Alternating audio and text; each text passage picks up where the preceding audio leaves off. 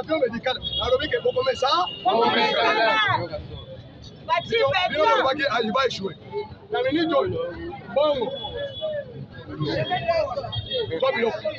projet nyonso asaka na seke de territoire esilaka te esali nini si le papier tozu deja mbongo oyo koyasala nini so bakomi kotuna mbongo bakogere yango ndenge nini bokomesana mbongo ekotambola na maboko mbongo eza na kati ya basosiete ekoya na biloko ya mosala bato bakosala mosala salaire na bango bakozwango na banke ayebe moye kamere ayiba mbongo lisusu ya 100 jours ekozala 100 jours esi epesi biso moye tokoya lisusu na libulu wana ezali ilibasiba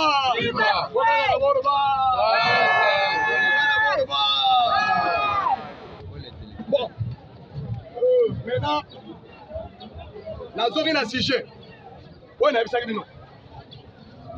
bino voici RDC asali accord à l'amiable na Dan Clerc mpona korécupere minere na biso titre actif parce que bato bakongole mingi bazoyeba terme wana eza terme commercial mais nazosala mpona nasimplifie yango boyoka yango bien basociété ya minere nyonso eza na Katanga oyo eza na est l'État azalaki na part na ye mais part ya l'État wana ekomaki batransformaki yango ekomi part ya Joseph Kalambe c'est-à-dire c'est Kabila qui était l'État congolais oui. Maintenant comme chef de l'État ne pouvait pas travailler à Tiaki Dan Clerc Dan Clerc c'est un chiffre moto un ami personnel ya Moïse Katumbi maintenant qu'est-ce qui est arrivé?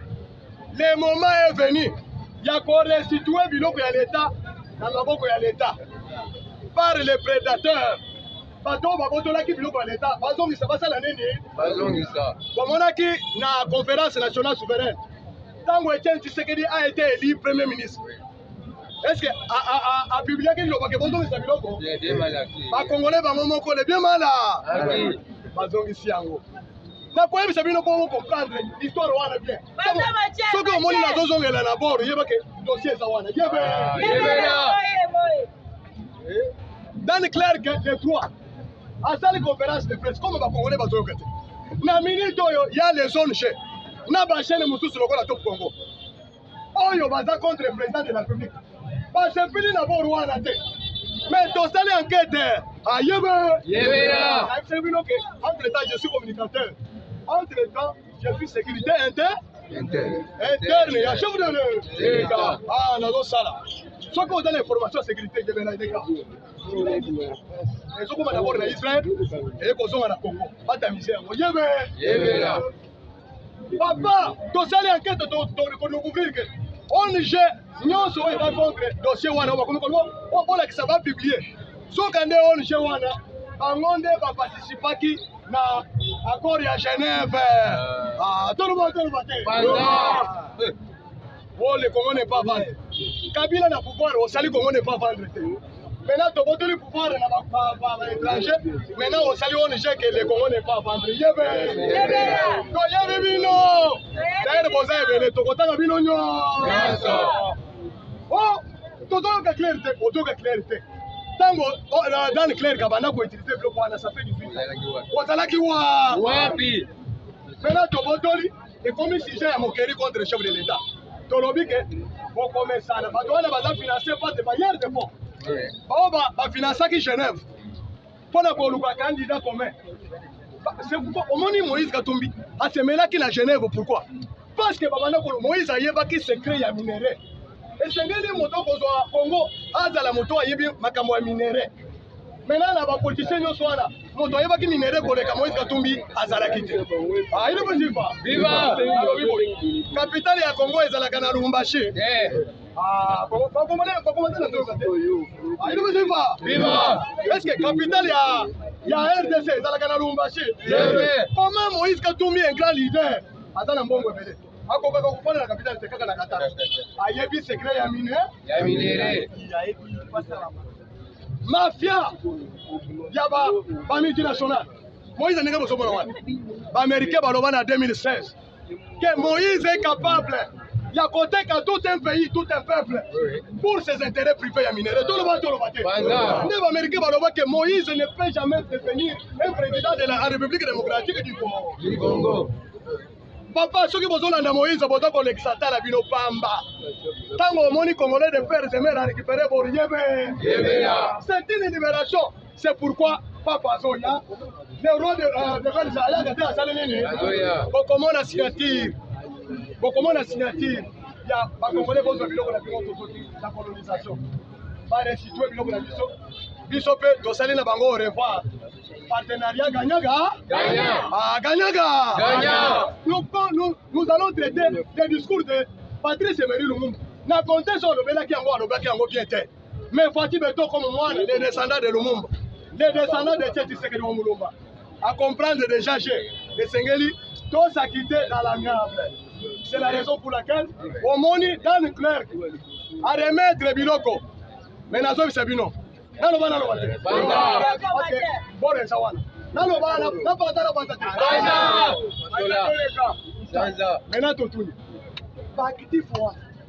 RDC a récupéré l'actif. Il y a minéraux, il y a pétrole, bloc 1 et bloc 2. Il y a exploitation, il y a pétrole. Les hommes ont raté le gouvernement congolais. Parce que vous voyez, RDC, à cause de la licence de pauvreté, aucun pays d'Afrique a causé la mission face à la manée. Je vous dis, parce que vous voyez. Maintenant, je crois que royaliste, ma copain, ça donne clair que 1,7 milliard. Parce que, aujourd'hui, ici, aujourd'hui, étude de faisabilité, on a Salaki. Tout le monde a récupéré le biloko. Entre-temps, on a récupéré 1,7 milliard. Biso RDC, on a récupéré 750 millions de $. Ah, pour le cas, on a Zoloba. Congo, c'est un paradis terrestre. Ah, tout le monde. Biloko, on a Fatih Beto a récupéré. Pour mettre la Fatih Maboko, on va congolais. Papa, Biloko est ligné qui t'a donné une totale qui a contrôle de l'économie. Ah, il ne veut pas. 750 millions de $. En dehors, il y a 750 millions de $. Tozali, na bati pour la nuit, ils sont des tomates pour exploiter Yango. D'ailleurs, ceux qui ont le buto de Yango, na ba nouveau bailleur, tokote Yango, na marché de bourse. Titre, tokote Yango, titre, il y a qui pour le tokote Yango. Et c'est à Dimbongo Ebe. Il ne veut pas. Viva. Yo, il y a des gens qui ont échoué. Na Makamoy. Kabila a géré ce pays pendant 18 ans. Avec Biloko Wana Yaye Moko, l'État va nous toucher à Taïlo. Papa Oyo Azalaki na Afrique, comment on est?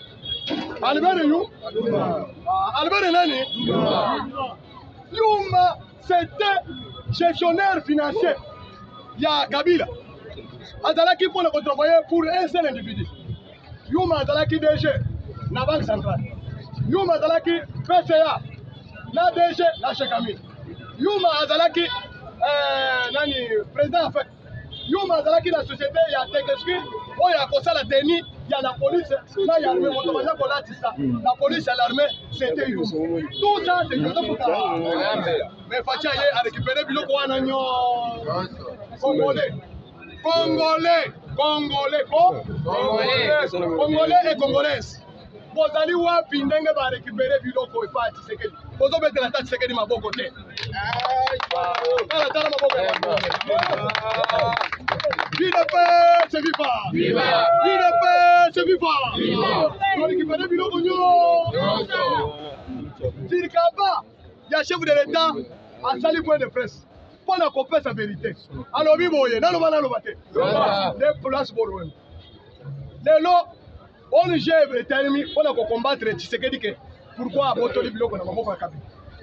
Oh, ils ont qu'un droit pièce combien? Jamais. Même na ndako bana bakoto na papa na bango na nzela ke Biloko na biso za combien? Bon on continue na ndako za combien? Sinon bakanga bakoya. Eza boete. Oui. Alobi mais bozo tout. Mais nani a fait ça qui dans le clair que ba titre nyonso pendant 18 ans. C'est Adolphe Mosito. Adolphe nini? Mosito. Adolphe Mo. Maintenant, dossier zongi, pas les zombies. La Mouka, Boko Kima, Boko Lapa. On c'est l'opposition contre Tshisekedi UDPS. Na moko. Pas kokokate parce que bino nyonso boza ba mibi mine. Papa, comment un premier ministre congolais de père et de mère? Vous avez actif minéré, il y a des temps, on peut faire un individu dans le clair cœur. Adore pour Mouzito, adore. Et puis, adore pour ça l'opposition contre Tshisekedi. Azalindo qui moune, maintenant, faut y le monde clique la binos.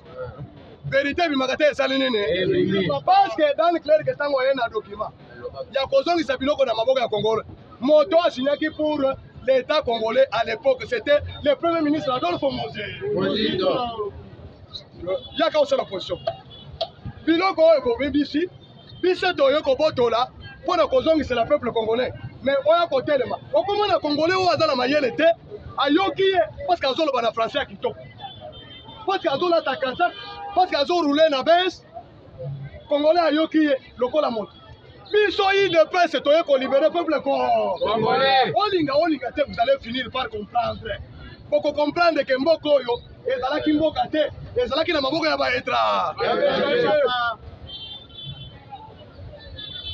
Révision, c'est pourquoi tout ça là-bas. C'est urgent. Bah, c'est la révision constitutionnelle. Parce que l'article où est dans la constitution, ezalaki acte de vente au Etienne Tshisekedi. Etienne Tshisekedi a l'obaki pas embatté. Pour la constitution, ezali acte de vente. Ezali nini? Acte de vente. Et puis, vous voyez bien où t'as peur. Constitution totale, où t'as qui la Belgique. Batinga on a France. Basaliti ici. Ndeba ina on a Salicite. Tolo ba. Tolo ba qui en 2006 Etienne Tshisekedi a boyke. Koko kende te na koko chone acte de vente oyo. Bataki mboko ezala ki pamba. Tous ces bêtises oyo Kagame abana ko sala. Ezala kaka a raison ya texte one. A raison de constitution. Bino ba Congolais soki botimbeli te. To réviser constitution yo. Bokotika la kaka na buumbu. Tolo ba te. Combattre la tolo ba te. Mais na donne information te. Na donne information outil France. Na lo ba te. Panza Boli bilia bino bisali nini? Bingogi. Ngonga sali nini? Ko alati. Abanza mache. Et pas fachi biloko ya cycle kotaka lisusu. Bache barrière. Protocole bayebise. Ba servante bayebise ba OK. Soki na table ya fachi cycle koti ozali manger, ozali mo? Ozali ba Ibanda. Biloko kaka ya nani pilipili na babaloma nani pilipili ya bachinois wana oyo olie miso ye rouge na Congo bulu boko bomonaki lokola mwana moketi boye aéchappé na coup d'état afongoli miso akei na Kasai azwi force lelo tozala na retour bamosusu bakolela monoko ya nini ya mboka soki nayebisaki bino otala mina bao baza na réseaux sociaux maintenant Olive Lemba akomi kosala kaka émission na akomi communicateur ya Kabila nalingi nazala communicateur ya Fachi beto tolobi okomesana depuis ka mwasi ya kala ya président ya kala akomi kolakisa soki azoloba alakisi na chambre alakisi na salon tomona ndenge atie photo ya Fachi bokomesana Kabila alobi je vais soutenir la candidature ya Fachi na 2023. Est-ce que tu as la réponse ça?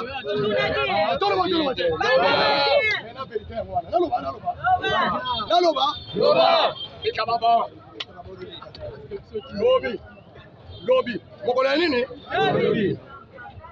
17 députés. 17 députés nationaux en France. Pour votre information, vous avez diplomatie. La France, c'est celui qui a la présidence de l'Union européenne.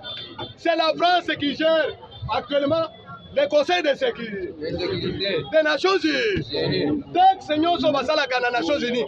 Rédacteur, c'est la France. 17 députés comme pas les moindres. Lobby, va ici l'Assemblée nationale. Une proposition, benga résolution. Benga proposition de loi. Que dit le texte? Balobi, le moment est venu. Le moment est venu. Il y a qu'à défendre tous les crimes commis en République démocratique du Congo à partir de 1993 jusqu'à nos jours.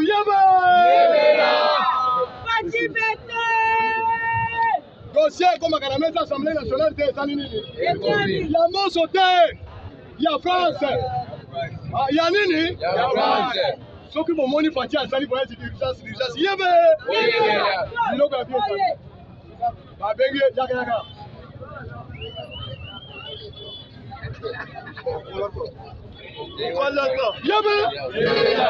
Asali Bokam. Dans les heures qui viennent. Boukama. Obama qui. Donc on a aussi Obama. Maintenant, Olingo Bomatoti, la moto Bossali n'a remise de reprise. Pour récupérer le pouvoir. Pour échouer. Place na yewana yo ekozonga ya. Yo. Papa, liwa ya naman. Comment dire là? Yebe. Dino botanga kampani na winner. Bible botanga kate. Constitution botanga kate ba Congolais. Botanga kake asali nini? Asalite. Mais makambo fatia zo sala oyo. Bozo comprendre yango te. Papa, mandat oyo ya première mandat oyo. Ezalaki mandat te. Américain balobi eza mission. Même on y a lobi que eza mission. Ya ko remettre le Congo sur les rails. Koboto la biloko ya ba Congolais nyo. Papa, la lobi boy. Les actifs ont boto les pas dans le clerc. Et que na kabla kamanga.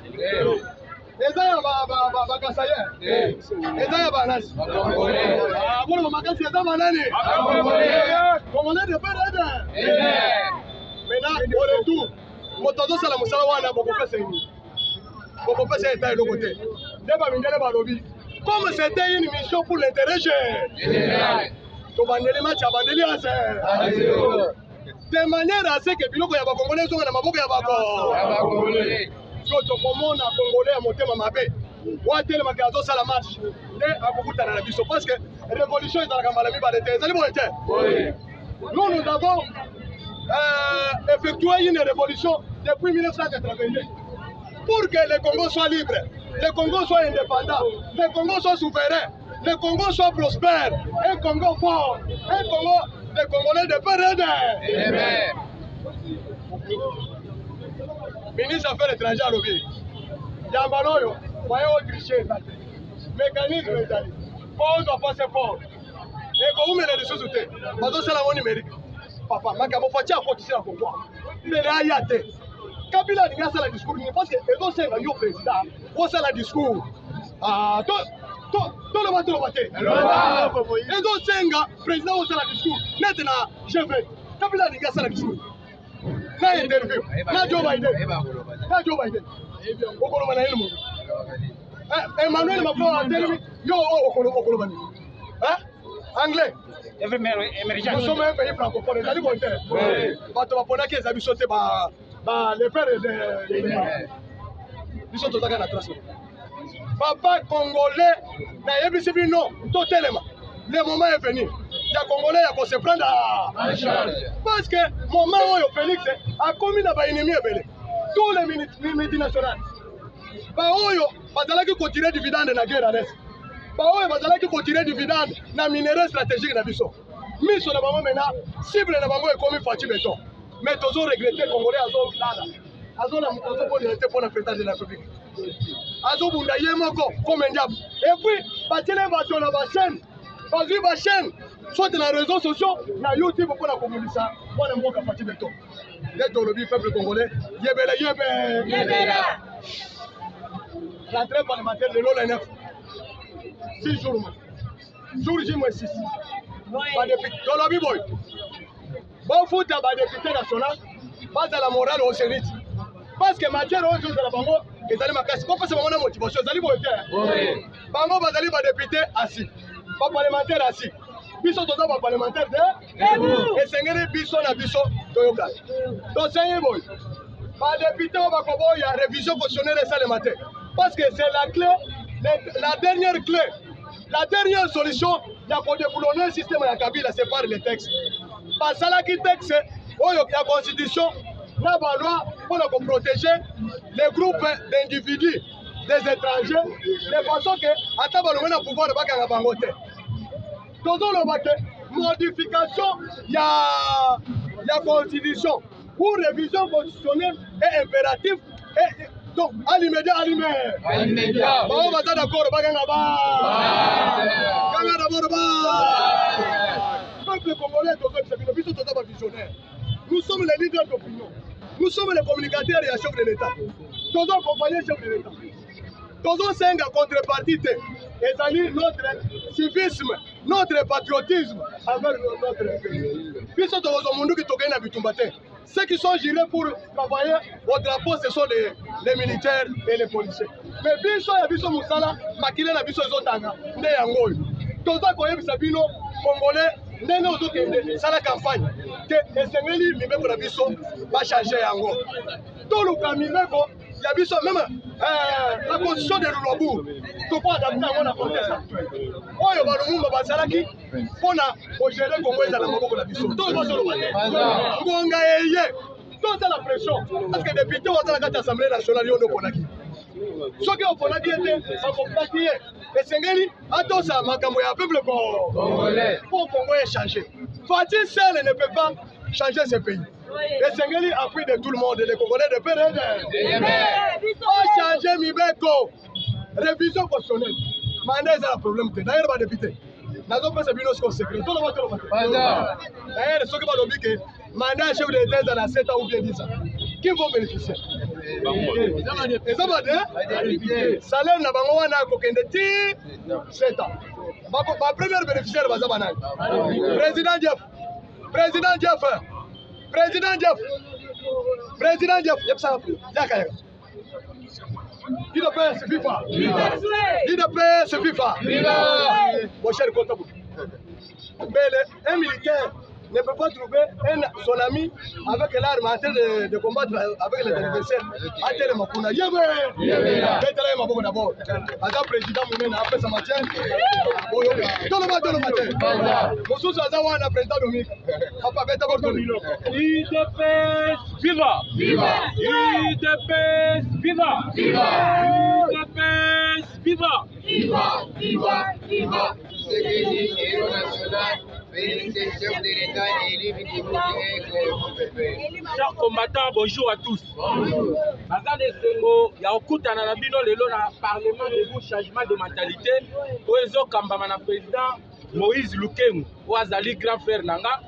Nazalaki koleka mendenga uti oloba militaire bitumba classe yo kozela ya osala nini? Aunda. Alors tozali koyebisa batu oyo lelo bakomi komona Moïse Katumbi.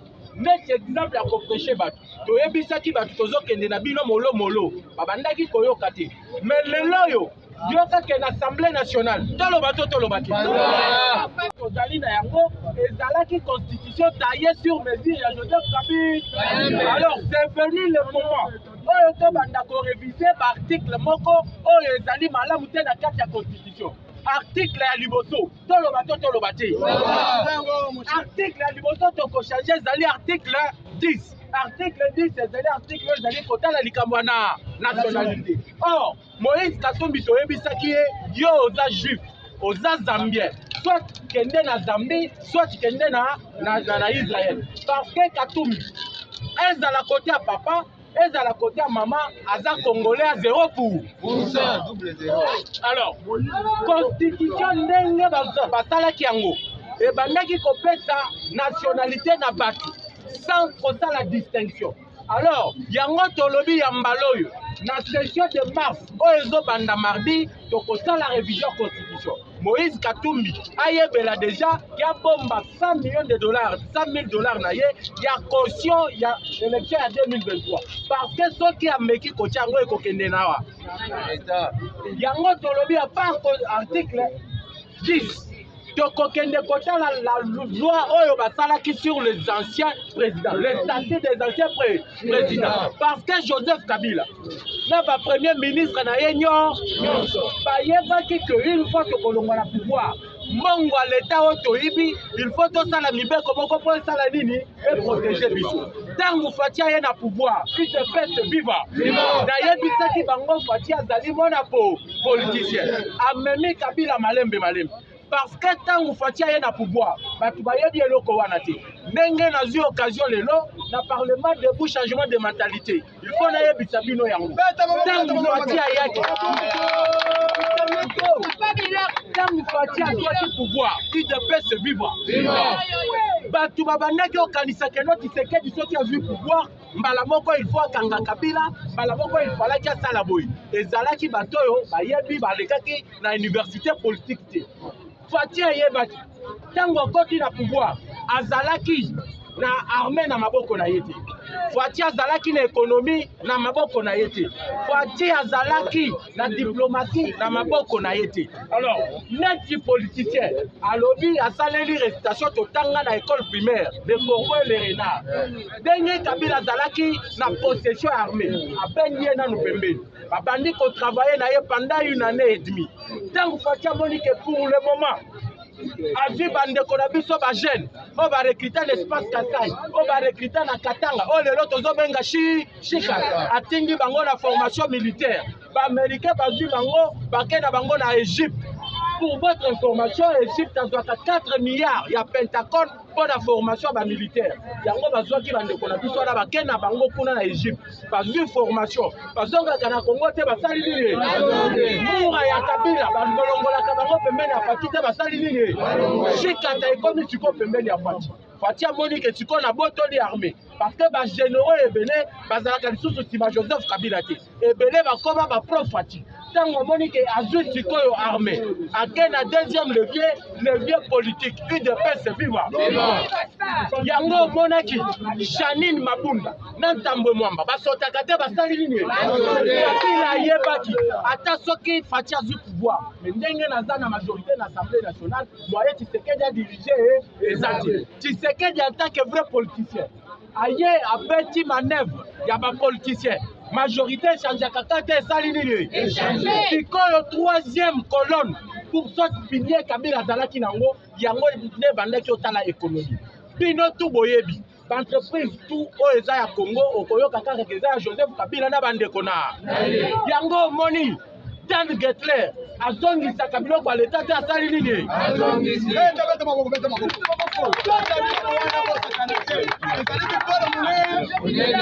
Nayebisaki bino sur le plan économique parce que etikala ki ka pilier bobo Kabila Zalaki Nango ezalaki ya économie parce que soki ozwi entreprise égale oyo ebotola rogaman licence ya vente ya baproduit biblier otoliaka bathomson bapoulet babiloko tu ezalaki na maboko ya olive égale ekangaka te esali nini rogaman kuna na nani Denge Funkume Mining, Denge Tozolo Baboui, Baouti qu'on découvrir 100 000 tonnes enfouies dans le sous-sol. Fati à lobby, contrat wana été, Bakati Ango, Denge Tozolo Baboui, Denge Funkume Zongi na mabon na gestion à Chekami. Fati à Zana Kati à côté de Lone Kabila Makamio. Yango Tolobé, Bisaki Bango Boy. Lui de best. Nous sommes une machine pour politique. Aujourd'hui, Babani Kolobano, Tshisekedi a échoué. Biso to kwasime bila ya Tshisekedi te. Toyebisi bango boye bozali ba politicien ya mike. Tangu Moïse Katumbi amonaki que Joseph Kabila abandaki ko gérer bien te. Asalaki ni. Yena G7 babima na majorité ya kala. Oyo AMP majorité présidentielle. Oyo Kabila salaki nango kala. Mais pourquoi bino bolobi que Fatia a échoué? Ba ministre na bino basaka kana kata gouvernement.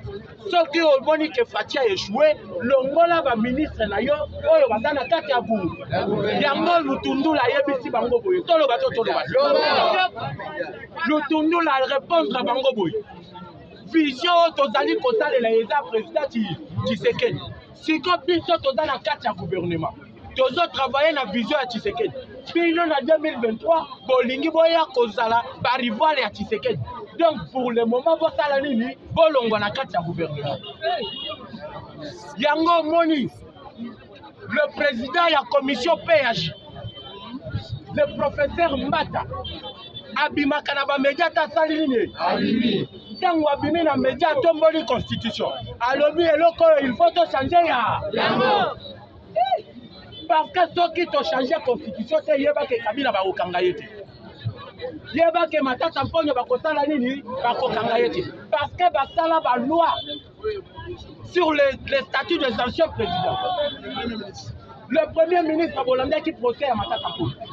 La cour constitutionnelle se déclara incompétente. Pourquoi? Parce qu'il y a un article mon côté précisé, premier ministre bakoki kokanga ye wa yango tolobi ya mbaloyo avant tokende na 2023 parce que yebela makona mekoki soit ekoki kosala te na 2023 ya solo yebela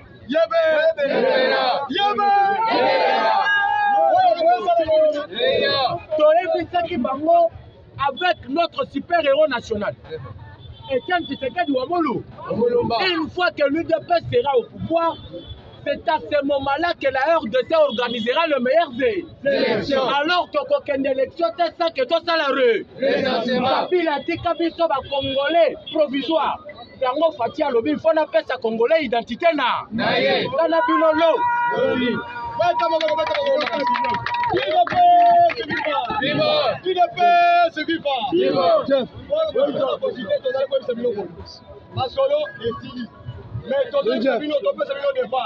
Makambo tolobi awa okende kolanda ngo okomona ke tolobi rien que la vérité ba député bakangi bango mibale bao bazo fournir députés nationaux Kasereka na Grégoire Kasiro bazo fournir ba ADF les tenues et les armements bazo yango na Kinshasa ba meya mona tolobi que dans le clair kalobi rien que la vérité moto pesa ki titre minier na bloc ya pétrole ezali mo Adolphe Mozito tolobi que chef de l'état azali na Émirats Arabes Unis pour le kozwa mbongo na kosala nango projet ya 145 territoire oyo boye sala nini tolobi lisusu ke constitution na biso esengeli ba réviser yango poko peuple congolais a récupéré dignité na tolobi lisusu ke